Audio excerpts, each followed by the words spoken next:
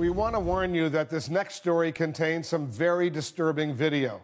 A surveillance camera captured a deadly confrontation between police and a 12-year-old boy carrying what turned out to be a fake toy gun. CNN's George Howell has the video and the details. This video was recorded on a security camera in a Cleveland park, and it shows Tamir Rice moving in and out of view. Keep in mind, these are the last few moments of this 12-year-old's life, a video his family wants you to see.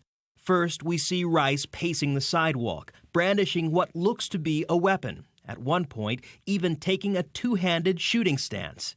All the while, police say he was being watched. The gentleman sitting in the gazebo is the gentleman that called into our dispatch center. Here's that initial call to 911. I'm sitting in the park at West Boulevard by the West Boulevard Rapid Transit Station. And there was a guy in there with a pistol. You know, it's probably fake, but he's like pointing it at everybody. In fact, the caller points out twice the gun is probably fake. The guy keeps pulling it out. It's probably fake, but you know what? It's scaring the out. Here's the clip that shows why the man called 911. The object that looks like a handgun, we now know, is really a toy pellet gun. And Rice seems to point it at this person, whose identity is blurred. Police say he's also seen here reaching for his cell phone, then having a conversation. Minutes later, Rice moves to the gazebo, where he's now alone. This just minutes before police arrive, and now we know exactly what the dispatcher told the responding officers before they arrived. Notice how she never relays the information that it may be a fake gun. Everybody's tied up on priorities. There's supposed to be a guy sitting on the swings pointing a gun at people.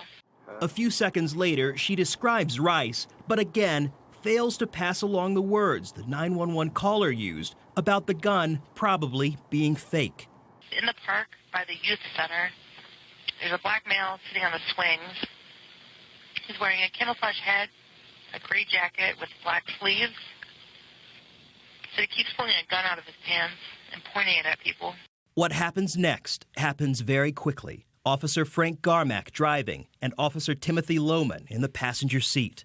The officers ordered him to show his hands and to drop the weapon, and the young man pulled the weapon out, and that's when the officer fired. In the dispatcher's audio, you can hear the officer's grim call for help. Radio, shots fired, male down,